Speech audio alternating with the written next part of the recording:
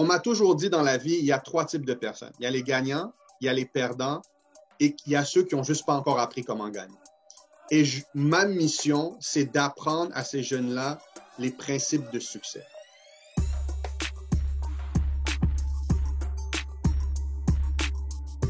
Bonjour, bienvenue à ce nouveau numéro de All the Talk. Aujourd'hui, un numéro encore très spécial, comme j'ai l'habitude de dire. Mais avant de rentrer vraiment dans le vif du sujet, All the Talk, pour ceux qui viennent nous rejoindre, All the Talk, c'est l'émission du sport, l'émission de la culture, l'émission de partage, l'émission de passion. On veut faire kiffer un petit peu tout le monde au travers de différents sports, comme j'ai dit tout à l'heure, et différents sujets, différents invités. Aujourd'hui, je plonge un petit peu dans un de mes sports préférés, le basketball. On retourne dans le basket. Avant de retourner dans le basket, j'aimerais vous rappeler de continuer à nous suivre, de continuer à nous supporter, de continuer à subscribe à la chaîne pour le support, pour nous faire avancer. C'est vraiment très apprécié. Donc on continue. Aujourd'hui, j'ai l'honneur de recevoir Alexandre Victor, cofondateur de Dynasty Basketball à Montréal. Bonjour Alexandre, comment ça va? Très bien toi-même. Très bien, enchanté de t'avoir. Je suis vraiment content de t'avoir. Bien de discuter un petit peu avec toi de ton projet. On va rentrer tout de suite dans le truc. Dynasty Basketball, ça a été fondé il y a à peu près 2 ans, donc en 2019, si mes recherches sont bonnes. Allez, parle-moi un petit peu directement du projet. Comment est-ce que tu es venu cette idée de te lancer dans un projet comme ça? En fait, qu'est-ce que c'est que Dynasty Basketball pour que nos viewers commencent tout de suite, puis on va rentrer dans les détails plus tard. Ben, en fait, le Dynasty Basketball, le nom complet, c'est l'Institut du sport Dynasty. En fait, j'ai grandi dans le basket. J'ai été joueur moi-même jusqu'à l'université. J'ai joué à l'UQAM, la première cohorte de l'UQAM. Donc, mon background m'a mis dans le domaine, en fait. Par la suite, je me suis lancé en affaires et j'ai fait de la philanthropie à travers le basket. On a bâti avec Abacot des terrains en Afrique, en Ouganda, au Ghana. Et en fait, je pense qu'arrivé à mon âge, on essaie de ficeler les différentes expériences qu'on a vers une passion, quelque chose qui nous anime réellement. Moi, l'entrepreneurship, c'est quelque chose qui me définit, je pense, avant tout. Le basket, c'est quelque chose qui me définit. La jeunesse, c'est quelque chose à laquelle j'ai toujours voulu contribuer, donner. Donc, en fait, c'était juste le moment de ma vie de bâtir quelque chose qui fait un sens. Donc, j'ai fait Dynasty Basketball, en fait, c'est une entité qui est entièrement privée. On est propriétaire de nos installations et on se veut l'académie d'excellence pour le basket qui est pour la francophonie. En fait, c'est la mission qu'on se donne. C'est un beau projet. Tu sais, moi, ce qui m'a attiré dans ton projet, c'est quand j'ai vu les mots africains dans le projet. Alors, oui, on veut développer le basket au Québec, mais tu as associé l'Afrique à la francophonie. Et tu as parlé de ton projet précédent où tu as été en Afrique, tu as essayé d'aider le développement du basket en Afrique en construisant des terrains de basketball, en participant à ce genre de développement-là. Et tu reviens, et puis je me rends compte que ce n'est pas juste des Québécois que tu veux avoir, c'est vraiment des gens de la francophonie. Et l'idée, si je ne me trompe pas, c'est de bien ou mieux les préparer pour tes meilleurs à une transition vers un basketball d'un autre niveau. Exact, mais c'est exactement ça. Et puis, moi-même, en fait, j'ai joué quand j'étais à l'université à l'UQAM avec des Africains. Mes meilleurs amis d'enfance, c'est des Africains. Et je pense que la culture du basket en général est une culture très urbaine qui mélange et puis les acteurs africains. Et ma génération, c'était beaucoup plus des Haïtiens qui jouaient à Montréal, si on voit aujourd'hui. Et puis avec toute la mouvance qui se passe au niveau du Black Lives Matter ou peu importe, je pense que c'est aligné avec ça. En fait, c'est donner une chance. Le basket est un sport de minorité. Je pense que c'est juste une réalité. Donc, c'était mettre tout ça en place. Et en étant une institution privée, on a toute cette latitude-là. Je prends les cégeps, ils ont un nombre limité d'étudiants internationaux qu'ils peuvent prendre. Nous, on voulait vraiment donner, on a vu en bâtissant des terrains là-bas, la quantité de talent, il manquait tout simplement de débouchés. Donc, c'était une mission qu'on se donnait derrière la francophonie, que c'était tout ce qui est l'Afrique et les Caraïbes, c'est vraiment donner une chance à ces jeunes-là qui souhaitent tous aller aux États-Unis pour la majorité. Et nous, un peu être le tremplin naturel, faire la transition plus facile, en fait, pour ces joueurs-là. Et en même temps, on est seulement 6-7 millions d'habitants au Québec, donc notre bassin de recrutement est limité. Il y a des bonnes années, il y a des moins bonnes années au niveau du talent. En grandissant le bassin de recrutement, je pense qu'on sert le Québec qui va pouvoir à chaque année avoir les meilleurs les meilleurs espoirs en fait, de la francophonie sur son terrain et ça aide justement au développement local parce que présentement, au lieu d'importer du talent, on exporte notre talent au niveau high school et c'était vraiment renverser cette tendance-là. Donc, tu dis qu'il y a beaucoup de jeunes, il y a beaucoup de jeunes en fait qui quittent un peu trop tôt par manque de structure, par manque de moyens d'entraînement ou qui ne sont pas vraiment encore très développés. Bon, tu sais que je suis entraîneur. Si tu as des gamins, tu entraînes des athlètes de 15 à 20 ans, c'est sûr que le gars, il arrive à 15, il n'a pas les qualités qu'il a à 20. Des fois, on a du mal même à les voir ou les voir évoluer. Et puis, si Cégep se termine à 17, ben, c'est fini, quoi. Il n'y a pas vraiment de choses qui s'en vont après. Donc, toi, en fait, tu offres une perspective vers le haut niveau qui n'existe pas du tout au Québec encore. C'est ça. Donc, en fait, c'est au Québec, je pense qu'au niveau élite, il nous manque un peu de. Il manque de moyens. Premièrement, il manque de moyens. Et je pense qu'il manque de désir. Présentement, certains de nos meilleurs joueurs, nos meilleurs espoirs, ils étaient partis récemment à NBA Academy au Mexique.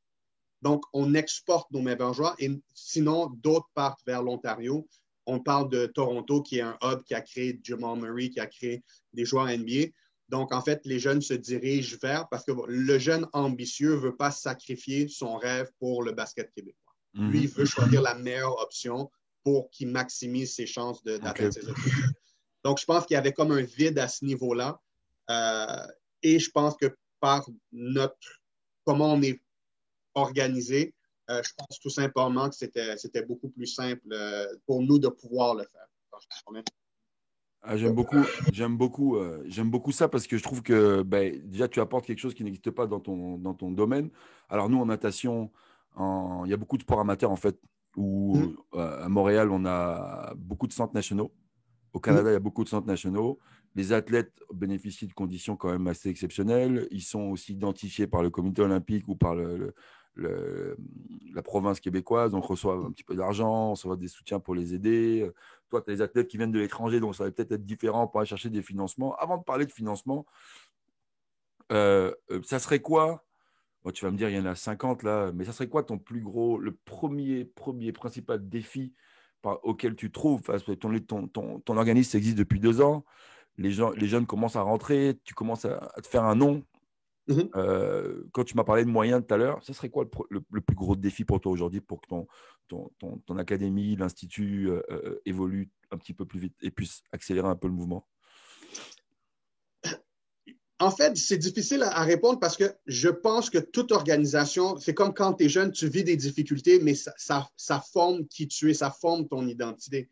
Donc, en fait, ça, on veut plus d'argent, on veut plus de facilité, on veut un plus beau terrain, on veut plein de choses, mais je pense qu'on est sur la bonne route, qu'on est en train de forger notre identité à travers les challenges, à travers tout ça. Donc, pour vrai, malgré la pandémie, malgré toutes les difficultés qu'on vit présentement, je pense qu'on est sur le chemin et on développe qu'est-ce qu'on doit développer. Les difficultés qu'on vit, on ne les vit pas pour rien, on doit apprendre de ça. Donc, l'argent, c'est une solution facile, mais en fait, je ne pense pas que c'est la bonne chose. Je pense que la créativité, quand il y a un manque d'argent, et aussi, c'est que sans les difficultés, ce n'est pas possible de se trouver les bons partenaires parce que le partenaire qui vient pour des bonnes conditions, ce n'est pas nécessairement le candidat que tu veux. Tu veux le partenaire qui achète la vision, qui achète la mission, qui achète le cœur de l'entreprise. Au moins, on m'a toujours dit, quand tu emploies quelqu'un, la première chose que tu dois te poser, c'est est-ce que le candidat peut tomber en amour avec le projet? Ouais. Et s'il ne peut pas tomber en amour, peu importe les compétences qu'il a, ce n'est pas le candidat que tu cherches. Genre, honnêtement, c'est difficile. Tous les jours, ce n'est pas facile, mais je ne changerai rien pour l'instant parce que je pense que ça fait partie du processus à travers lequel on doit passer pour devenir qui on veut. Tous les jours, donc, c'est une petite grind qu'il faut faire à ce niveau-là. Alors, ça, j'aime bien. Alors, est-ce qu'on peut dire que tu es le seul prep school un peu, entre guillemets, qu'il y a sur le basket comme ça au Québec? Parce que le cégep n'offre pas ce que tu offres. J'ai l'impression qu'en Ontario, la plus proche, ça va être en Ontario, il y en a une, je pense, qui existe, qui n'est pas trop loin. Dans l'Ouest, tu en as. Est-ce que c'est ça? Les concurrents québécois, le concurrent le plus proche que tu as, ça serait qui? Ben, en fait, moi, je vois personne comme des concurrents parce que je pense qu'on veut nourrir l'environnement et que la seule façon que nous, on peut s'élever, c'est s'il y a d'autres personnes qui sont de la compétition. Donc, maintenant, je ne veux pas enlever le mérite à des organisations comme Thetford, l'Académie Thetford, qui ont créé Chris Boucher, en fait. qui font du très bon boulot. Moi, je pense que qu'est-ce qui nous différencie, c'est le fait qu'on soit propriétaire de nos installations, le fait qu'on fasse venir des internationaux. Je pense que c'est deux des trucs qui nous différencient le plus. Donc, alors, ce que j'aime, excuse-moi, ce que j'aime, tu parlais d'installation. Écoute, tu as quand même la chance d'avoir, je vais dire, une putain d'installation. Et puis, c'est quand même original. Je veux dire, c'est le 21 Jump Street du basketball que tu nous as amené là. C'est le 21 Jump Street du basketball parce que tu es dans une église, mon gars. Vous avez trouvé l'installation dans une église. Alors, comment tu as trouvé cette église? Et est-ce que tu as dans l'église, donc tous tes athlètes dorment là? Ils sont tous hébergés à cet endroit-là? Comment ça se passe? Comment tu gères un petit peu tout ce qui est en dehors de ça? Si vous êtes en pandémie, les jeunes entre 16 et 19, vous pouvez certainement faire les devoirs à la maison en ligne, comme on dit.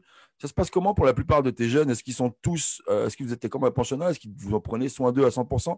Raconte-moi un peu tout ça en détail. En fait, nous, l'objectif, c'est avoir les jeunes en pensionnat. Je pense que c'est clé dans leur développement. Dans notre communauté, ce n'est pas tout le monde qui a une unité, une femme en immersion. Ça fait une différence énorme au niveau de… Et on ne parle pas juste de bâtir les jeunes au niveau basket, mais bâtir leur caractère, créer une culture vraiment qui est forte. Donc, en fait, nous, on a l'église qui est le centre sportif et on a l'ancien presbytère qui est où est-ce que les jeunes habitent. Donc, on et a tu es à Saint-Jean-sur-Richelieu, c'est ça? Saint-Jean-sur-Richelieu.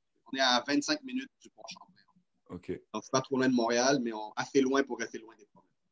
OK, c'est parfait. Donc, pas trop. Tu es quand même assez loin de quelques distractions. C'est parfait. C'est parfait pour tenir les gens. Mais de toute façon, avec la pandémie, les jeunes, là c'est parfait pour les tenir focus dans leur sport parce que couvre-feu ou il n'y a pas trop d'écart où tu peux partir. Tu parlais d'internationaux dans ton groupe. Tu as combien de joueurs de basket aujourd'hui qui sont dans votre… on est à 15 joueurs et on essaie d'avoir moitié internationaux, moitié qui sont du Québec. Alors, parle-moi des internationaux que tu as sous la main là. Et quel âge ils ont? Le plus vieux a 18 ans présentement. Il vient d'arriver, en fait, il vient du Mali. Il jouait pour l'équipe U18 du Mali. Donc, ça fait notre plus vieux. Le plus jeune a 15 ans, je pense, ou il vient d'avoir 16 ans. En fait, avant qu'on lance le projet, j'ai fait un premier voyage en Côte d'Ivoire. Donc, j'ai été faire du repérage là-bas. J'ai été aussi au Sénégal. J'ai été dans la sous-région, en fait, dans l'Afrique de l'Ouest. Et c'est là qu'on a été capable de mettre la main sur des joueurs qui espéraient, qui voulaient venir en Amérique du Nord. Et puis, en fait, c'est vraiment bâtir une relation avec les parents parce qu'on n'est pas un substitut des parents. On veut travailler avec eux. On veut respecter justement plein de choses. Souvent, au basket, les gars passent par des passeurs. Ils veulent juste le jeune. Nous, vraiment, on essaie de faire une démarche qui va au-delà de ça, bâtir une relation avec les parents, prendre au sérieux, eux, les critères, la culture de laquelle ils viennent. Et puis, je pense que notre organisation, une des forces qu'on a, c'est qu'on est tous issus de l'immigration, que ce soit de l'Afrique, des Caraïbes. Donc, je pense que quand les jeunes arrivent ici, c'est comme un micro-système où est-ce qu'ils se sentent déjà naturellement. Tout de suite bien, comme à la maison, quoi. Ah, j'aime ça, j'aime vraiment ça. Donc, moi, mettons, j'ai un petit cousin en Côte d'Ivoire là, qui touche au basket. Il entend parler de ton institut. Comment ça se passe? Alors, est-ce qu'il y a des camps? Est-ce que c'est du recrutement? Est-ce qu'il y a de l'argent pour eux à défrayer? Comment ça se passe, en fait, le fonctionnement par rapport aux jeunes qui veulent rentrer chez toi? Nous, en fait, au niveau de l'argent, c'est simple, c'est que c'est du cas par cas. C'est qu'il y a des gens qui sont 100% boursiers et on essaie que chacun contribue à la mesure de qu'est-ce qu'il est capable parce qu'on ne veut pas que l'argent soit un frein pour le jeune. Mais d'un autre côté, je pense que quand ils contribuent financièrement, la famille donne, même si c'est un petit montant, ça montre leur engagement et qu'ils sont engagés dans le processus. Ils n'ont pas juste envoyé leur enfant et puis, bon, il se passe ce qui se passe. Donc, je pense qu'on essaie de voir, c'est sûr que plus un joueur est un potentiel élevé, bien, plus on va être agressif. Mais c'est vraiment notre responsabilité. Il n'y a aucun jeune présentement qui paye le coût réel de qu'est-ce que ça coûte pour être chiffré. Alors, ça représente quoi un coût pour un athlète? Parce que, bon, là, tout à l'heure, tu parlais de finances, il ne faut pas faire attention, machin, mais c'est quand même important de rentrer un minimum dans ces chiffres pour essayer de durer, parce que ça va être ça ton challenge. Ce qui va te permettre de fonctionner, c'est de t'installer dans la durée. Là, on est aux fondations de ton projet. Dans 10 ans, je vais te voir aux premières loges sur les parcs NBA ou Final Four parce que tu es là, tu as amené les gars, tu es reconnu là-dedans. Non, mais oui, ça va être ça aussi. Là, ça va venir progressivement. Donc, ça serait quoi le coût que ça représente exactement? Je ne vais pas parler des coûts de transport, des billets, des trucs. Je parle juste vraiment une année de basketball avec vous, payer les entraîneurs pour un athlète, hébergement, école et entraînement. Ben, OK. L'école, déjà, pour un local, ça coûte beaucoup moins cher parce qu'il peut aller à la polyvalente du quartier. Pour un étranger, Donc, là, ça, c'est c'est… simple. Donc, là, on économise. Un international, on parle environ de 8 000 par année OK. de scolarité. Donc, juste la scolarité, on est à 8 000 Tu rajoutes les assurances parce qu'ils n'ont pas accès à l'assurance maladie. Donc, on rajoute l'assurance qui est au 1 500 et vivre en résidence avec la nourriture. On a une cuisinière qui est sur place. Le chauffage, l'électricité, c'est sûr que ça ne tombe pas en bas de 12 000 à 15 000 par année par jeune. Donc, c'est un budget qui est extrêmement conséquent. C'est un sacré budget. Ouais, c'est un sacré budget. Mais d'un autre côté, c'est que moi, j'ai toujours dit, c'est pas vrai qu'il n'y a pas d'argent dans le sport, c'est pas vrai qu'il n'y a pas d'argent dans le basket, c'est juste que les organisations ne se qualifient pas pour que les grandes entreprises veulent investir. Parce que nous, on a des partenaires comme le groupe Park Avenue déjà qui a investi chez nous, on a RBC à travers un jeune qui est dans le tennis justement, que ses enfants sont dans le tennis justement, qui travaille pour RBC Wealth Management, qui est venu nous supporter. Les équipementiers sont là pour nous supporter. Il y a de l'argent, mais il faut que tu te qualifies, il faut que tu répondes à certains critères. Et si tu réponds aux critères, tu leur emmènes une plus-value. Parce qu'en business, c'est gagnant-gagnant. Si tu ne peux pas faire gagner l'autre entreprise, il n'y a aucune raison de vouloir te donner des sous. On veut tous aider des causes, mais il y a 1 million de causes et l'argent est limité. Donc, c'est ça. Donc, au niveau financier, c'est ça. Le processus, pour revenir au processus, en fait, nous, c'est beaucoup par référence. Comme on cherche vraiment élite, souvent les jeunes qu'on recrute ont été soit identifiés par l'équipe nationale dans plusieurs pays où est-ce qu'on va, ou bien sinon, c'est juste à travers dans les rues, c'est des jeunes que leur nom circule, c'est des jeunes aussi des fois qui viennent nous voir. Nous, qu'est-ce qu'on fait? C'est qu'on évalue ces jeunes-là, on demande des vidéos, on leur demande de faire des exercices. Maintenant, tout le monde a un téléphone. Donc, ils ont un pote qui les filme en train de faire les exercices que nous, on leur demande de faire. On est capable quand même d'évaluer un peu leur niveau. Et ensuite de ça, on va les rentrer dans un système de développement. Donc, en fait, même le jeune qui est à Bamako, notre coaching staff est en mesure de suivre un peu l'évolution du jeune, lui expliquer sur qu'est-ce qu'il doit travailler. Et souvent, qu'est-ce qui se passe? Là, je n'ai pas encore été cette année, mais au niveau de février, mars, on va partir en Afrique, on va faire le tour, on va voir qui est prêt.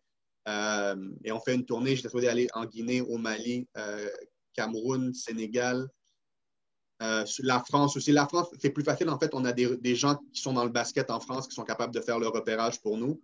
OK. Bon, et ça se remplit vite. Hein. 7 places, là, c'est quelque chose que… Je suis pas sûr de comprendre. Là, tu as nommé plein de pays. J'ai pas entendu Haïti. C'est quoi? J'ai pas entendu. J'ai pas entendu. T'es quand même haïtien? Bon, mon gars. Et il est où là? Il est où la petite visite à Haïti? En fait, on a tellement d'Haïtiens à Montréal là, que nos Haïtiens, on les prend. T'as tout ce qu'il faut. T'as tout ce qu'il faut. T'as tout ce qu'il Et faut. c'est notre objectif d'y aller. Pour l'instant, on n'a pas bâti les relations là-bas avec une organisation sur place qui a pu faire le défrichage en plus. Mais définitivement, je n'ai pas le choix. Je pense que c'est quelque chose qui est fait à côté. En fait. Donc, c'est une question de temps, mais on va y arriver. Et parfois, je trouve que c'est plus difficile d'aller travailler avec des proches donc, que démarcher.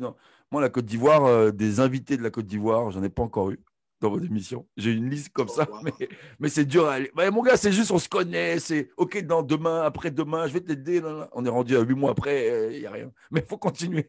Faut continuer. Tu penses que c'est acquis parce que c'est des proches, mais il faut travailler, je pense, plus fort encore, des fois, pour aller chercher ces proches-là. Mais bon, on apprend dans le processus. Pardon? Absolument. Non, t'es pas faux du tout. Et souvent, et moi, je pense un truc qui m'aide moi, ma femme est sénégalaise, okay. Tu vois, mais je pense que le fait que je ne sois pas africain quand je vais recruter, ça me donne un atout parce qu'il y a un préjugé. À travers nos propres communautés, on préjuge souvent négatif. C'est triste, mais je pense que c'est une réalité.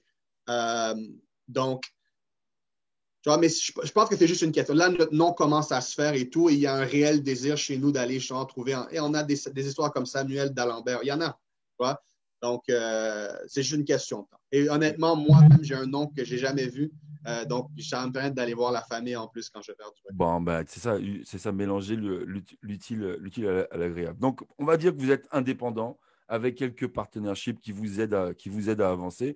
On espère que ça va continuer continuer à avancer dans ce sens-là. J'ai le goût de rentrer un petit peu plus dans le basket, mais avant de rentrer là, donc ta mission numéro un, c'est d'amener, donc de faciliter la transition de ces jeunes vers la NCAA et la NBA. Et tout à l'heure, on discutait un petit peu en off. Et la question que je vais te poser, c'est-à-dire que, et ceux qui ne vont pas y aller, parce que les places sont rares, tu as 15 jeunes, il faut qu'ils sachent déjà que les 15 jeunes, même s'ils ne jouent pas le même poste, statistiquement, ce n'est pas 15 qui vont rentrer. Ils ne sont pas 15 à devenir pro. Toi, je ne sais pas c'est quoi ton ratio dans ta tête. Si tu en as un, tu le partageras avec nous. Je te dis, si tu fais du 50-50, ce serait génial déjà. Là. Je pense que ce serait un chiffre hors norme. Pour ceux qui n'y arrivent pas là, qu'est-ce qu'on va leur offrir? Qu'est-ce que les parents qui ont pour rêve d'aller chercher donc ce rêve de professionnalisme-là, mais qui malheureusement n'arriveront pas, qu'est-ce que vous pouvez garantir, que vous pouvez offrir aux parents? Qu'est-ce que le gamin va pouvoir tirer un petit peu de cette formation-là? Moi, en fait, je ne vais pas mentir, le basket, c'est pas mon objectif. Donc, Okay. je pense qu'on achète le rêve du jeune. Le jeune veut se rendre dans la NBA, la NCAA. Nous, en tant que grands frères, c'est de leur donner un chemin qu'ils vont vraiment pouvoir se rendre. Donc, leur créer des opportunités, leur donner les entraîneurs qui sont capables de les aider, l'écosystème et tout. Moi, mon objectif, on m'a toujours dit dans la vie, il y a 3 types de personnes. Il y a les gagnants, il y a les perdants et il y a ceux qui n'ont juste pas encore appris comment gagner. Et ma mission, c'est d'apprendre à ces jeunes-là les principes de succès dans la rigueur, l'éthique, la philosophie. Moi, j'ai été formation coach PNL. Je me suis bâti en affaires par moi-même. Ce n'est pas mon éducation formelle qui m'a permis de réussir. C'est l'éducation que j'ai faite sur le côté, les livres que j'ai lus, toute la croissance personnelle et mon désir profond. Et maintenant, moi, je pense que si le jeune applique ces principes-là, avec le talent que nos jeunes ont, le basket universitaire, NCAA, CIS ou professionnel est juste une suite logique. Parce que si on te recrute et tu as la capacité physique et le talent athlétique et le talent basket, ton succès, ce n'est pas une question de juste ton art. Ton succès, c'est là-dedans, ton caractère. Quand un de nos jeunes se fait recruter, la première question de tous les entraîneurs, c'est « Is he a good kid? » Est-ce que c'est un bon jeune? Ils ne nous demandent pas combien de 3 points il rentre. Ils nous demandent « Is he a good kid? » Donc, moi, je pense que souvent, on pense que le succès au basket, c'est une chose quand on est jeune, mais tu te rends compte que le succès, souvent, c'est autre chose. J'ai plein de gars hyper talentueux qui se sont rendus nulle part et des gars qui, à la base, n'étaient pas si talentueux que ça, qui sont dans la NCAA ou qui ont joué professionnel. Donc, notre mission n'est pas... En fait, c'est un peu comme l'argent. L'argent n'est pas un objectif, c'est une conséquence d'un travail bien fait. Mm-hmm. Donc, nous, l'objectif n'est pas la NCAA, la NBA ou peu importe. Notre objectif, c'est de former des jeunes. Maintenant, comme c'est des jeunes qui veulent jouer au basket, c'est juste normal qu'ils se rendent où ils vont se rendre. Donc, pour moi, maintenant, au niveau marketing, on met l'accent sur la NCAA, la NBA, etc. Mm-hmm. Et je pense, je te dis en toute sincérité, je pense que 100% de nos jeunes vont jouer universitaire avec une bourse. Certains, ben, ça serait super. Mais certains, ça va être CIF, ça va être canadien. Donc, pas grave. Mais nous, l'engagement qu'on a envers ces jeunes-là, c'est si tu travailles si fort, tu vis loin de ta famille, tu fais les sacrifices, tu te réveilles tôt le matin, je pense que notre mandat, c'est de les récompenser avec des études universitaires qui seront payées par l'excellence sportive. Nous, c'est le mandat qu'on se donne et on travaille pour ça. Et je pense réellement que c'est réalisable. Et maintenant, entre celui qui se rend CIS et celui qui se rend dans la NBA, ce n'est pas nous, c'est le jeune. C'est son talent, c'est son éthique. Nous, on va lui apprendre les bases. On va l'obliger à avoir une certaine hygiène de vie, une certaine philosophie qui va lui permettre. Et maintenant, c'est son talent qui va l'emmener. Si on emmène un gars NCAA, c'est un aussi grand succès que NBA, que CIS, parce que c'est toujours en fonction du potentiel du jeune. Donc, si on a un jeune qui rentre chez nous, qui n'allait même pas se rendre universitaire, finalement, il se rend CIS, on a gagné. Mais si on a un jeune qui a un potentiel NBA et qui se rend juste NCAA, on n'a pas réussi. Fait que notre mandat est la maximisation du potentiel et non un résultat prédéterminé dans la société que voilà, c'est quoi le succès. Mais tu as quand même dit que ça dépendait essentiellement d'eux aussi. C'est-à-dire qu'une fois que tu as Absolument. tout ça, à un moment donné, moi j'ai appris avec le métier, bon, ça fait, je ne vais pas te donner, allez, 44 ans, ça fait 25 années ou 26 ans que je coach, que je côtoie des jeunes. Bon, j'ai nagé aussi longtemps. Les athlètes que j'ai vus réussir, ce n'étaient pas forcément non plus les plus talentueux, même si j'aime pas ce mot-là. C'est toujours ceux qui avaient l'esprit de curiosité, de la grind, ceux qui avaient une espèce de quotient intellectuel, je te dirais, un peu plus avancé que les autres et qui savaient se donner une raison, la bonne raison de venir tous les jours à l'entraînement. Donc, quand tu viens tous les jours avec un plan dans ta tête, que ce soit à court terme, à moyen terme ou à long terme, à mon avis, you're on the edge. Tu as un petit peu d'avantage par rapport aux autres. Si c'est ça que vous pouvez leur enseigner. Moi, mon plaisir, hein, le nombre d'athlètes que j'ai eu, de nageurs j'ai eu, donc il se reconnaîtra tout de suite. Et moi, j'ai coaché un jeune à 12 ans ou à 11 ans, quand je l'ai découvert, qui était complètement comme à l'école, on le traitait de moins que rien. Là, on le traitait de moins de ci. Moi, quand j'arrive et je lui dis putain, mais tu peux être énorme, toi, limite, s'il me regarde et ne me prend pas pour un con, parce qu'on a tellement travaillé dans son cerveau, machin. Mais le challenge, c'est ça. C'est-à-dire d'essayer de retourner le truc. Aujourd'hui, le mec, il est père de famille, il coach, il donne des conférences, il est à l'école, un diplôme universitaire, mais il y a 15 ans. Il y a 10 ans, jamais tu pouvais imaginer que ce jeune-là ferait autant de progrès pour les gens qui étaient à l'extérieur. Nous, on le sait parce qu'on croit au truc, mais ça fait plaisir. C'est ces trucs qui font plaisir. Et ça, j'adore ça dans son projet, puisque j'aime aussi, c'est et d'ailleurs, je parle de toi, mais on pourrait parler de tes collègues aussi, puis on va en parler un petit peu parce que je pense que tu n'es pas tout seul, mais je ressens chez toi ta passion pour déjà. Il y a une volonté de faire un peu de communautarisme associé avec le sport. Et ça, je trouve ça super. Tu veux tirer ces jeunes-là vers le haut. Et je te dis, moi, je vous encourage à continuer à ne pas lâcher parce que je pense que des sales coups, des déceptions, vous allez en avoir quelques-unes qui vont venir. Mais bon, vous êtes prêts, hein, t'anticipes. On continue à avancer. Et puis, on espère que ça va continuer. Bon, en tout cas, on va rentrer un peu plus dans le basket. J'aimerais ça que tu me parles. Bah, avant d'entrer dans le basket, parle-moi de tes deux collègues, tes deux autres cofondateurs, parce que tu es cofondateur de l'Institut. C'est toi qui te présente et parle un petit peu, parce que je t'ai vu dans les médias. Hein, tu es passé RDS, Slam, La Presse, All the Talk. Non, je te jure. Elle était facile à faire. C'est plus rien là. Attention, non, mais ça commence vraiment à bouger pour vous. Moi, quand j'ai vu ça dans les médias, j'ai trouvé ça super cool aussi pour vous. D'ailleurs, on mettra tout ça on essaiera de mettre tout ça dans le montage. Mais vraiment, toi, tu regardes ça, tes collègues, cette association s'est fait comment? Et puis, est-ce que chacun est vraiment, parce que c'est vraiment ce qui me frappe quand je vous parle, j'ai l'impression que toi, tu as ton rôle. Et puis, j'aimerais ça connaître un petit peu plus le rôle de tes collègues qui t'accompagnent dans ce projet. En fait, c'est que le projet est né de cette idée-là d'emmener au Québec qu'est-ce qu'il n'y avait pas. Donc, par la suite, moi, j'ai un ami qui était entraîneur, en fait, qui voulait vivre du basket. C'était un de ses objectifs. Okay. Donc, lui, c'était un peu naturel qu'il joigne Wood-Wendy Séraphin. Il était à Brébeuf, coachait l'équipe Division 2. Donc, il est rentré dans le projet. C'est un rêveur un peu aussi. Donc, c'est embarqué. Et en fait, j'ai un ami d'enfance de ma femme, avec qui ma femme a été à l'école à Dakar, au Sénégal, qui lui venait d'immigrer au Canada, a joué National 1 en France au basket, donc il a quand même joué un bon niveau. Il est venu avec sa famille au Canada. On est rentré dans des discussions, nos familles sont devenues proches. C'est un banquier de formation, donc il a travaillé. Et puis, voilà. Et puis, en fait, c'est que moi, j'ai été voir plein de gens pour qu'ils achètent l'idée. Et c'est les deux, je te dirais, qu'eux ont dit, tu sais quoi, c'est intéressant, on veut rentrer dans le projet. Et après ça, c'est mettre ses habilités. Wood-Wendy avait travaillé en immigration, donc au niveau de faire venir des étudiants. Les papiers, tout ça. Voilà.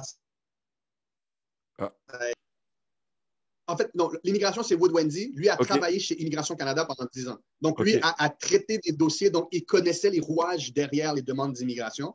Donc, lui, c'était un atout pour qu'on puisse comprendre. Bachir, lui, c'était… en fait, Bachir, c'est le cerveau. Moi, je suis le passionné, l'entrepreneur, je me lance à 100%. Et lui, en fait, c'est celui qui va me dire, hey, là, tu vas trop à droite, et voilà. Et le rationnel que j'ai besoin, parce que sinon, on a 15 vies entre nos mains. Si je suis un peu cavalier, je fais des trucs que je... Donc, je pense que c'était une équipe naturelle. Mais maintenant, il y a les cofondateurs, c'est un beau titre, mais on a des gens sur le terrain qui se sont rajoutés, qui sont aussi essentiels que moi. Maintenant, moi, je suis le porte-parole du projet, je suis investi et tout. Mais on a Jonathan qui a déménagé sur place, qui a décidé, j'habite avec 15 jeunes, qui s'occupent de tout notre Instagram, qui s'occupent de tout ce qui est vidéo. Tout le travail que je fais à la base, c'est sur un Jonathan qui peut développer. Jonathan comment? Jonathan Mirambeau. OK. Ensuite de ça, il y a Pierre-André Casséus qu'on a rentré cette année, qui est au niveau de... Moi, je suis le philosophe. Je parle avec les jeunes, mais lui, c'est le disciplinaire. Et au niveau de la culture qu'on cherchait à mettre en place, un Pierre-André qui est rentré cette année, c'est le jour et la nuit. On voit à quel point les jeunes sont plus on point, sont plus engagés, sont plus rigoureux. Donc, il y a des gens comme ça. On a un coach maintenant, Kémy Ossé, qui est rentré, qui a joué NCAA, qui a joué au March Madness, je crois Sweet 16 ou Elite 8. Il a joué pour Team Canada. Il a joué contre Kyrie Irving. Il a joué professionnel dans la CEBL et dans la NBL. Donc, lui, en fait, maintenant qu'il rentre, les jeunes voient qu'est-ce qu'il faut pour être un pro. Donc, et plus on va grandir, plus il y a des éléments qui vont se rajouter. Et bon, après ça, donc c'est pour ça que l'ambition est beaucoup plus grande que nous. Donc, nous, on est les instigateurs d'un projet qui, idéalement, en prenant vie, devient plus grand que nous tous individuellement. Alors, donc, et c'est le fait d'attirer, notre plus grand défi, moi, personnellement, mon plus grand défi, c'est d'attirer ces gens-là de qualité dans une sphère de l'économie ou de business qui n'a pas beaucoup d'argent pour l'instant. Mais quand même aller chercher des gens qui ont du talent, qui ont l'éthique, etc., et bâtir, être un peu un pionnier, d'être une entreprise qui va être rentable à terme de basket québécoise et qui est philanthrope. Dans l'âme, on est des philanthropes, en fait, à travers le projet. Mais c'est un peu l'équipe présentement qui est avec nous. Moi, je t'écoute parler de ça, je suis persuadé que ça va fonctionner ce truc. C'est impossible, ça ne marche pas. Je te jure, c'est impossible. C'est impossible que ça ne marche pas. Vraiment. Et puis, tu as la façon d'aborder la chose. Tu as dit un truc au début qui m'a vraiment touché. Et moi, c'est quelque chose que je garde dans mon métier tout le temps. Je suis jamais jaloux du succès des autres. On fait un sport de compétition. Comme les autres réussissent à avoir des nageurs qui performent, je suis content parce que ça va faire avancer mes nageurs. Ça va me permettre, moi, de me remettre en question. Ça va me permettre, moi, d'essayer d'avancer, puis grinder, d'aller chercher ce truc-là. Il y en a qui vont dire juste, oh, t'as vu lui, non, machin, je m'en fous. Ça me nourrit, moi. C'est du fuel gratuit là, qu'on te donne. Là. C'est un peu ce que tu disais tout à l'heure. Dire que oui, il y a les compétiteurs, mais en fait, c'est lui, il fait ça comme ça. Ah, comment il a fait? Ah, lui, il a fait ça comme ça. Ah, moi, je peux peut-être. Lui, grâce à toi, grâce à eux, tu vas être meilleur. Grâce à toi, eux, ils vont être meilleurs aussi. Et on se développe. Et au final, vous allez vous retrouver à avoir. Parce que le vivier de sportifs, le vivier de joueurs de basket, c'est incommensurable. T'en as, quoi. T'as énormément de jeunes qui rêvent de ça tout le temps. Non, j'aime vraiment ça. Puis je suis vraiment persuadé en t'entourant comme ça. Puis j'imagine que les mecs qui viennent, ils viennent parce que, oui, ils aiment le projet. Oui, ils aiment ce que tu vends, enfin, ce que vous vendez comme projet, comme développement. Mais surtout, je pense que dès qu'ils viennent dans le gymnase et qu'ils voient 2 ou 3 ou 4 ou 5 de tes perles, tout de suite, ils ont encore plus envie de s'embarquer là-dedans parce qu'on est tous un peu. C'est un peu le truc. La vie d'entraîneur, c'est pas une vie de. C'est dur. Des succès, des moments où tu vas kiffer, des sourires, on va pas en avoir énormément. C'est beaucoup de sacrifices. C'est la passion qui va t'amener à faire ces sacrifices-là pour aller aider tes jeunes. Mais ce qui t'aide, c'est quand tu trouves le jeune. Tu sens qu'il y a moyen de le sortir de là, de l'aider à se transformer, tu sens que tu es capable de pouvoir avoir un effet sur lui, ou quand tu trouves les deux, quoi, lui qui est en train de se transformer, qui a la personnalité et en plus qui a les qualités de basketteur que. C'est clair. Là, c'est ultra, ultra motivant. Donc, on a parlé de tes gars, on va parler de tes autres gars. Alors, je sais que sur 15, tu ne peux pas trop discuter, me dire non, mais là, tu es obligé de me lâcher des scoops. Tu es obligé de me lâcher des scoops parce que je suis sûr que dans tes 15 gars, tu as 2, 3, 4 perles là. Tu as 2, 3, 4 perles qui, ça commence à se sentir bon, saison universitaire s'en vient, il y a déjà du recrutement de fait. Parle-moi un petit peu de ça, s'il te plaît. Mais en fait, l'an dernier, là, sur 9 Canadiens, exemple, on avait 7 qui ont été invités à l'équipe nationale junior, aux équipes Wow. nationales. Wow. Donc, le talent, il est là, il est brut. Le défi, c'est de le maximiser et le défi. Donc, c'est sûr qu'on a, exemple, on a un Cédric, 6 pieds 10, 235 livres, une force de la nature. On parle déjà avec des universités et tout. Il vient d'où, lui? Côte d'Ivoire. Oh, un frérot. Un frérot en plus. Oh, c'est bien ça. Donc, lui, c'est sûr que, bon, c'est un peu c'est un phénomène, mais honnêtement, il y a plein de gars que c'est juste une question de développement qui ne sont pas encore prêts. On a Ismaël qui vient d'arriver du Mali. Physiquement, il n'a pas encore, tu vois, pris sa force, mais c'est un point guard de 6 pieds 5 avec une finesse défensivement, une envergure de 6 pieds 10. On a des locaux, Galvin, depuis qu'il traverse la milieu de la mi-terrain, c'est une menace. Il peut te lancer directement. On a honnêtement, il y a chaque joueur en tant que tel a un talent qui est.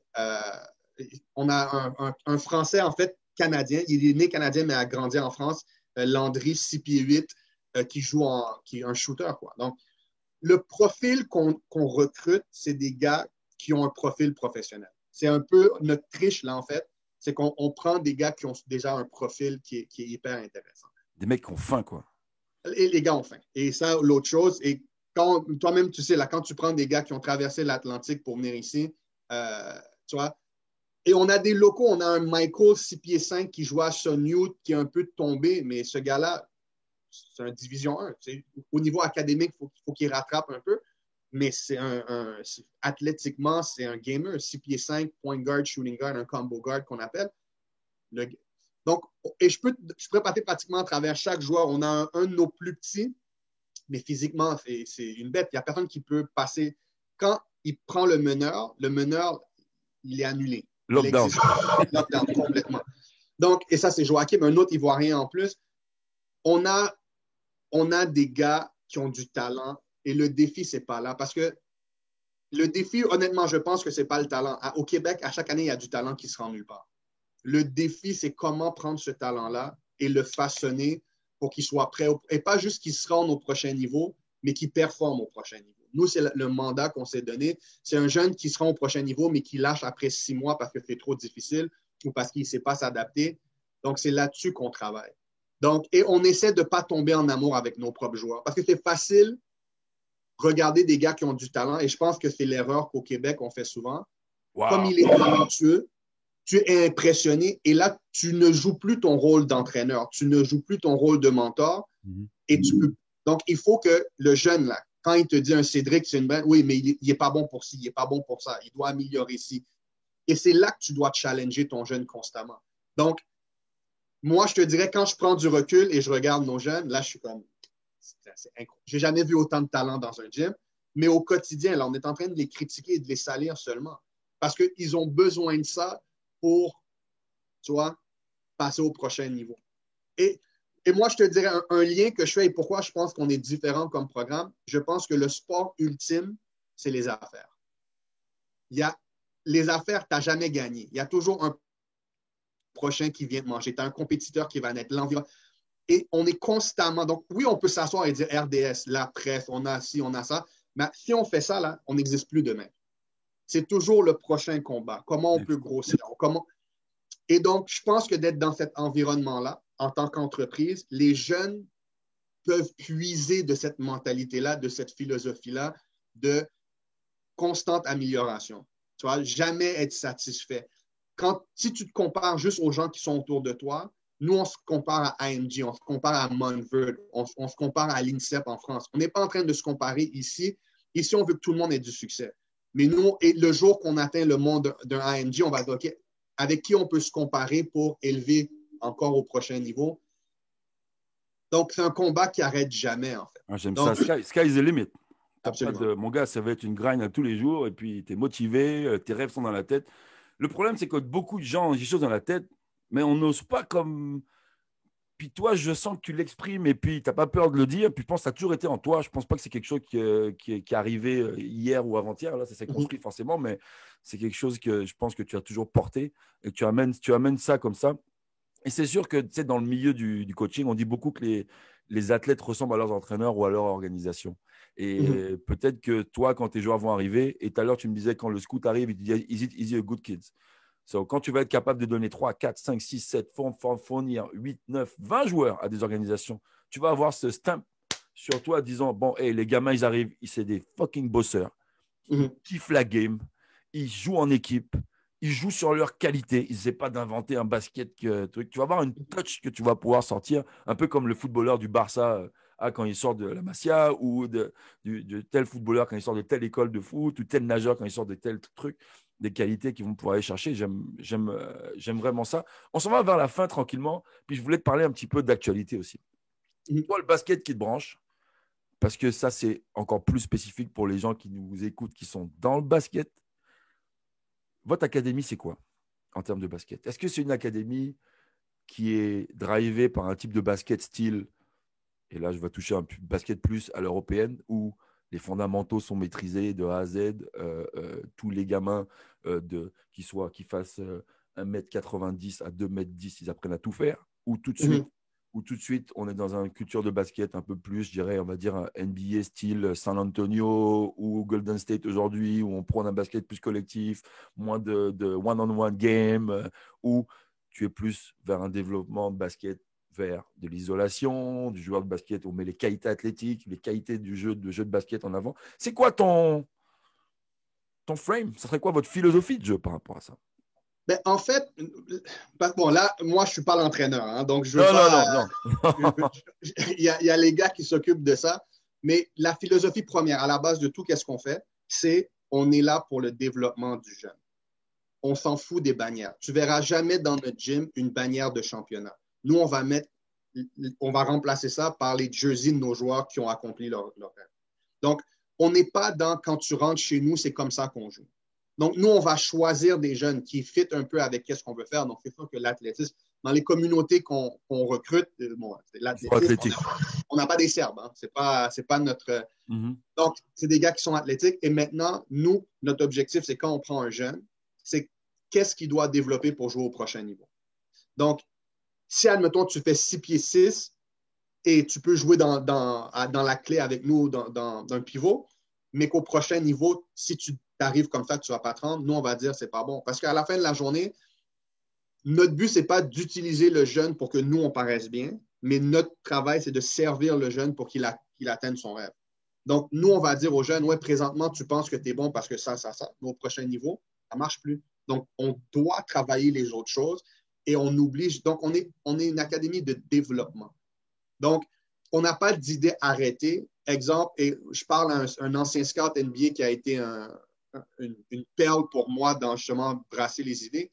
Et lui a travaillé au Brésil. C'est lui qui a fait venir, j'ai oublié le nom du Néné, Hilario Néné, il a Néné. participé. Mm-hmm. Et l'autre qui a joué pour les Phoenix Suns, là, j'ai un blanc. Là. Et, Varadero. non, Barbosa. Barbosa, Leandro Leandro. Barbosa. Ouais, Voilà. ouais. Donc, lui, il l'a aidé à venir. Il a travaillé dans ces milieux-là. Il a travaillé aussi en Europe. Donc, nous, on va s'inspirer des Européens. Qu'est-ce qu'ils font au niveau technique? C'est impeccable. Tu vois, il y a un travail qui est fait. Maintenant, en Amérique du Nord, il y a ce chien-là, ce grit qu'on veut développer chez nos jeunes, qui est probablement un des trucs qui est plus important parce que nous, on veut que nos jeunes réussissent dans la vie. Les communautés qu'on recrute, c'est des gens qui vont avoir des difficultés. On voit avec tout le racisme, on voit tout ça. Donc, on veut développer ce caractère-là pour nous, le plus important, c'est le caractère. C'est la culture et le caractère. Et au niveau technique, on s'ajuste en fonction de qu'est-ce que le jeune a besoin pour aller au prochain niveau. Donc, on n'a pas une idée arrêtée de qu'est-ce que tu dois faire. Et même, je te dirais, on a des jeunes qui jouent chez nous en secondaire 5 et qu'on se dit, au lieu d'aller faire le grade 12 et rester chez nous, on pense que c'est mieux pour eux d'aller au cégep, aller dans le système québécois traditionnel de la RSEQ, et on les envoie. On a un jeune présentement qu'on accompagne justement parce qu'on n'est pas le modèle idéal pour lui en fonction de ses ambitions. Le jeune veut jouer NCAA. Chez nous, en faisant 1 ou 2 ans, il a besoin de sa 3e année. Le cégep t'offre une année de plus pour pouvoir. Donc, on est vraiment sur du cas par cas et maximiser le potentiel et le développement de nos jeunes. Et on va adapter notre façon de jouer en fonction de ce personnel-là, en fonction. Et on est prêt à se réinventer constamment. C'était un peu une question piège que je t'ai lancée. Je tiens à te le dire. Ben oui, parce que, et tu as répondu très bien. Tu as répondu très, très bien parce que si tu vas vers le haut niveau, donc tu sais que c'est mon boulot, le travail, plus tu avances vers le top élite, plus tu dois, selon moi, et ce que j'ai appris, d'ailleurs, on reçoit un invité très sympathique qui s'appelle François Bigrel, début mi-mars, là je fais un peu de promotion, épisode à pas rater, François Bigrel, à écouter, qui va te parler de formation et de développement de l'athlète et les circuits qu'il peut avoir entre les qualités intrinsèques d'un athlète et les qualités intrinsèques d'un coach. Comment est-ce que le coach, qui est le P2, et l'athlète, qui est le P1, se rencontrent? On va avoir l'occasion d'en parler, ça va être top, top, top. Mais dans ce que tu dis, j'adore encore une fois parce que tu mets au centre du projet l'athlète qui a, bon, dépendamment de son niveau de performance ou pas son potentiel, là où il est rendu, ben, tu offres à ces athlètes-là, ou vous offrez à ces athlètes-là des programmes plus spécifiques, plus faits pour eux, enfin plus sur mesure. Et je trouve qu'il y a des sports, des fois, on est complètement à côté de la plaque où le centre va s'entraîner comme le 4, puis le 4 va s'entraîner comme 3, puis le 3 va s'entraîner comme le 2. Ça n'a pas de sens. Ils sont tous tellement différents. Chaque ne peut pas courir comme Allen Iverson. Et puis Tim Duncan ne peut pas courir comme Tony Parker. Là. Et ils ne suivent pas forcément le même développement. Et toi, tu es déjà ancré dans cette notion de spécificité-là. Waouh. Est-ce que tu forces un peu plus les nouvelles trends là maintenant? Tout est 5 et tout est grand et shoot à 3 points? Moi, je pense que tu dois, dans le basket, là, tu dois shooter. Tu n'as pas le choix. Tu dois être une menace partout sur le terrain. Donc, tous nos gars shootent. Nos gars ont un nombre minimum de shots qu'ils doivent prendre à chaque jour.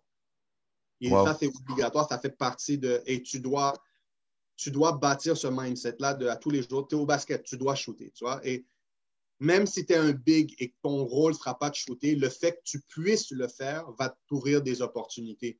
Donc, ça, c'est quelque chose sur quoi on est non négociable. Dans le basket d'aujourd'hui, tu dois shooter, mais on n'est pas dans l'extrême de dire que tu dois shooter des 3 points seulement dans l'analytique qui est trop. On est dans, tu dois maîtriser tous les aspects. Tu vois, tu ne peux pas avoir une faiblesse. Tu dois être bon. Maintenant, tu dois travailler sur tes forces pour être exceptionnel, etc. Mais tu dois travailler sur tout. Tu dois avoir une base dans tout parce que tu ne sais pas le prochain coach que tu vas prendre, lui, ça va être quoi. Donc, si on prend nos jeunes et trop jeunes, ils deviennent des spécialistes de quelque chose, en fait, tu fermes des portes pour le futur. Toi, c'est ouvrir les portes pour nos jeunes. C'est pas de décider c'est quoi leur avenir de basket. C'est de les préparer. Et rendu à l'universitaire, rendu pro, là, les gars, on va dire, hey, on te paie de l'argent, c'est ça que tu fais. Ils ont les bases, ils ont les outils pour y aller, puis tu leur donnes quoi en fait. Vous leur donnez en fait tous les outils d'éducation qu'il faut pour se développer. Une fois que c'est parti, à eux de puiser et puis d'essayer d'avancer avec les ressources que vous leur avez offert. On va finir avec ça. On l'a vécu Black Lives Matter il y a quelques temps. Ton projet arrive dans cette vibes-là. Moi, personnellement, j'ai senti le lendemain de Black Lives Matter, ou les jours qu'on suivi ou les semaines qui ont suivi, vachement plus c'est comme on overjouait. Les gens étaient plus gentils, plus types. J'ai eu comme cette vibe-là pendant comme 2-3 semaines. J'ai l'impression que c'est comme un peu redescendu. Mais plus sérieusement, est-ce que tu penses qu'aujourd'hui, c'est plus facile pour nous, dans le contexte actuel, d'évoluer que c'était il y a quelques temps, à cause justement de tout ce qui s'est passé? Moi, je pense que c'est un couteau à deux tranchants. Je pense qu'il ne faut pas s'endormir parce que c'est plus facile. Je pense qu'au contraire, il faut redoubler d'efforts. Définitivement, il y a un climat maintenant qui est plus enclin à vouloir, nous, au niveau publicitaire, on ne va pas se mentir, on est une bonne cause, tu vois. Tu encourages 15 gars de l'immigration, la diversité, Trudeau qui envoie, qui met des fonds, des grants, etc. Donc, on ne va pas se mentir, vraiment, on l'a plus facile. Mais je pense qu'il ne faut pas perdre de perspective que ce n'est pas le temps de s'asseoir et dire c'est mieux. C'est le temps pour des entrepreneurs comme nous de mettre la main à la pâte et bâtir là-dessus. Parce que là, tout ce qu'on nous a fait, on nous a donné un terrain en nous disant hey, vous avez le droit d'être propriétaire maintenant. Mais si on fait une tente sur le terrain, on reste là, on n'a pas d'immeuble. Donc là, il faut creuser, il faut faire la fondation. Tu es en train de penser à l'autre terrain que tu veux avoir. Exactement. Donc, moi, je pense que c'est ça qu'il faut faire. Et moi, tu vois, je ne suis pas un de ceux qui va aller piquer, qui va aller faire les trucs. Moi, je pense que si quelqu'un veut me connaître, c'est par mes actions, c'est par mes business, c'est par qu'est-ce que je fais. Donc, nous, on travaille présentement sur une formation avec Rito Joseph, celui qui fait le Black Tour de Montréal, pour que tous nos jeunes aient une formation sur l'histoire Afrique et afro-descendants, pour que les gars soient conscients des dynasties qui sont venues avant la colonisation. Donc, nous, on est dans l'action. On n'est pas là pour... On nous ouvre la porte, super, on l'a débarrée, maintenant, nous, on veut la défoncer, parce que je pense que derrière tout succès économique, il doit avoir une base culturelle. Et je pense que nos jeunes doivent être enseignés cette base culturelle-là. Ils doivent être fiers de qui ils sont, de leur origine. Maintenant, tout dans une mouvance de le faire inclusivement avec le Québec d'aujourd'hui. T'as comme OK, mais en fait, nous, qu'est-ce qu'on veut, c'est travailler inclusivement avec le Québec parce que les acteurs politiques nous tendent la main. Ils veulent travailler et nous, qu'est-ce qu'on veut, c'est s'affirmer, prendre notre identité, prendre notre place dans un désir de bâtir le Québec de demain avec ce multiculturalisme-là. Et l'Église, c'est un peu un clin d'œil à ça. L'Église, dans l'historique québécoise, c'est le lieu de rassemblement et tout ça. Et le sport, pour nous, la jeunesse qui avons grandi de la diversité, c'est là qu'on se retrouvait avec nos amis, c'est là qu'on s'est forgé en tant qu'individu. Donc, nous, on veut bâtir et que notre manifestation se fasse par nos actions concrètes et en étant inclusif avec tous les autres acteurs qui veulent bâtir avec nous. Mais on va faire notre rôle, on va faire notre part, on va entreprendre, on va être propriétaire. Un peu la mouvance aussi d'être propriétaire et non juste travailler pour l'autre. On veut représenter ça. Que nos jeunes, quand ils viennent chez nous, ils ne pensent pas à se trouver une bonne job, mais qu'ils pensent être propriétaire de l'entreprise qui va offrir les bonnes jobs. Nous, c'est ça qu'on veut représenter. On veut frapper l'imaginaire de nos jeunes en disant il n'y a pas de limite. Ta seule limite, c'est toi-même, que ce soit au basket ou dans la vie. Et c'est ça le message. Et que, oui, on veut travailler avec tout le monde, mais si quelqu'un ne respecte pas nos valeurs, notre éthique et nos ambitions, on ne dépend de personne. Donc, on va travailler avec le gouvernement, on va travailler, mais si pour une raison ou une autre, une institution n'a pas les mêmes valeurs que nous, on n'a pas à sacrifier qui on est pour avoir un avantage. On va aller chercher l'avantage par nous-mêmes et je pense que c'est ça qu'on veut représenter en tant qu'organisation. Your biggest opponent is yourself. J'aime beaucoup cette petite quote-là. Écoute, on s'en va vers la fin, tranquillement. Tu peux me donner un petit... Le jeune qui nous a regardé, là, qui a vu ton émission, qui a regardé un petit peu, qu'est-ce que tu as envie de lui passer comme message ou aux jeunes qui rêvent de basket, là, aujourd'hui au Québec ou dans le monde francophone, qui veulent se rapprocher de l'NBA et puis passer par vous? Ben, en fait, premièrement, le premier truc qu'on dit à un jeune quand on le recrute, c'est est-ce que tu le veux vraiment? Parce que tout le monde veut l'objet brillant, tout le monde veut la belle voiture, mais tu sais que tu le veux vraiment quand tu es prêt à payer le prix qui va avec. Donc, c'est la première chose que il ne faut pas acheter le rêve, il faut acheter l'opportunité. Et si le jeune est encore dans le rêve de faire la NBA, on n'est pas pour lui. Il faut qu'il soit dans l'objectif de faire la NBA et qu'il soit prêt à payer le prix. Et selon ton ambition, l'éthique ou le travail ou les sacrifices vont en conséquence. Donc, c'est la prochaine chose. Ensuite de ça, ce ne sera pas facile, mais que les jeunes se joignent avec des organisations qui croient en leurs rêves, pas des organisations qui utilisent leurs rêves pour un service. Et puis, je pense qu'il faut comprendre que les jeunes, c'est eux qui ont le contrôle. Quand tu as le talent au basket, tu peux commander un changement. Donc, c'est pas sacrifier, croire en le rêve, frapper à des portes. On parlait qu'on était off tout à l'heure, là, comment tu bâtis ton entreprise, tu frappes à 1 million de portes. Les jeunes, c'est la même chose. Attends pas que le recruteur va frapper aux portes, va montrer, va travailler plus fort, va t'asseoir sur un banc, fais tous les sacrifices que les autres ne sont pas prêts à faire. Et c'est ça qui va t'ouvrir les portes. On a un jeune qui est chez nous. C'est ça qu'il a fait. On croyait plus ou moins en lui. Frapper à la porte. Et je vous dis, aujourd'hui, c'est un des gars qui nous surprend le plus. Parce que c'est l'attitude, c'est le caractère. Et on a des jeunes qui avaient tout le talent du monde, malheureusement, qui n'avaient pas le caractère qu'on a été obligé de laisser partir. Donc, Vas-y. Non, c'est ça. Donc, je suis un jeune, là. Arrêtez de croire aux highlights, arrêtez de croyez en votre éthique, en votre caractère, en des bases solides et fortes. Et après ça, le brillant va arriver. Après ça, la belle voiture arrive. Après ça, le succès arrive. Mais tu ne peux pas viser ça. Tu dois être engagé dans un processus. Et si tu es engagé dans ce processus-là et tu fais les bons alliés, il n'y a rien qui est impossible. Bon, ben c'est super comme message. Je trouve ça super, super positif. Écoute, on va se quitter tout doucement. Moi, je te réinvite. Dès que officiellement il y en a un qui est drafté, mon gars, je dis pas qu'on va vous accompagner là-bas, mais on va être pas loin. Et puis on fera un petit truc quand ça va arriver. Là, t'as des joueurs qui vont être recrutés à l'université. T'as plein de joueurs qui rentrent dans le système. Donc, je pense que tes premiers joueurs NBA, vous avez 2 ans d'existence. Dans 1-2 ans, ça doit pouvoir commencer là avec l'or. Moi, je pense que dans 3 ans, c'est là qu'on va vraiment pouvoir avoir les premiers. On va avoir les high majors qui vont. Tous nos gars reviennent l'an prochain. On a une équipe qui est jeune. Tous nos jeunes reviennent l'an prochain. Donc, à partir de, pas septembre, mais septembre 2022, on va avoir les annonces de high major, les grandes universités américaines, Division 1 qu'on voit au March Madness. Ça, on va avoir des joueurs là-dedans. Est-ce qu'il y en a qui vont partir de façon plus rapide en NBA, peut-être? Est-ce que les gars vont faire leurs 4 ans? Tu vois, ça leur appartient. Et les recrues qu'on vient aussi pour l'an prochain, on a des jeunes perles qui viennent de 15-16 ans, des monstres, quoi. Donc, moi, je pense que là, les high majors, et après ça va découler. Une année après l'autre, on va sortir. Moi, la NBA, ce n'est pas dans mon objectif, c'est une conséquence logique en faisant notre travail qu'on fait. Donc, je n'ai pas d'objectif par rapport en telle année. On a un gars qui a déclaré dans le draft l'an dernier, il s'est retiré à la dernière minute. Mais ça, ce n'est pas de notre ressort. Ça, c'est une conséquence. Quand ça arrive, ça arrive. Mais j'ai été près de Lugens.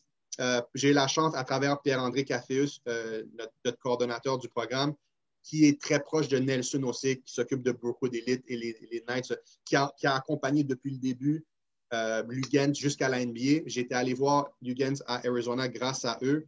Je vois, on sait que ça va arriver. C'est une question de temps. C'est une question d'avoir les bons individus. Et je te promets que quand ça arrive, on a des billets courtside, ben tu es mon invité. Et Let's go! Let's go, c'est ça qu'on veut. En tout cas, super projet, vraiment super projet. Je te souhaite bonne chance pour la suite. Lâchez pas, ça va être une grosse grind. Puis moi, si je peux vous aider, je vais venir vous aider. Hein. S'il y a moyen, ça va me faire plaisir. Ta lumière, tu la mets vers nous. Ça nous aide. Il faut se supporter. On est tous dans le grind. Il n'y a pas de secret. Donc, juste le fait de se partager, de bâtir cette communauté-là, je pense que tu le fais avec tous les autres sports, mais avec nous, c'est grandement apprécié. Et puis, le networking, c'est après ça, tu as une opportunité et tu veux nous la présenter ou tu as un jeune en Côte d'Ivoire ou peu importe. On bâtit la famille. Comme on dit en Côte d'Ivoire, on est ensemble. On est ensemble. Voilà, on est ensemble. Il y a feuille. Il y a feuille, exactement. Les gars, c'était All the Talk numéro 40 ou 41, parce que j'en ai plein qui sont tombés en même temps. Alexandre Victor, cofondateur de l'Institut de basketball Dynasty Basketball. N'oubliez pas de venir nous supporter, de toujours subscribe, de toujours partager tout ce que vous pouvez. Là aujourd'hui c'était du basket. Encore une fois Alexandre Victor, merci beaucoup. Épisode numéro 40 ou 41. All the Talk. Au revoir tout le monde et à la prochaine. Merci Alexandre. Merci Greg. Bye bye.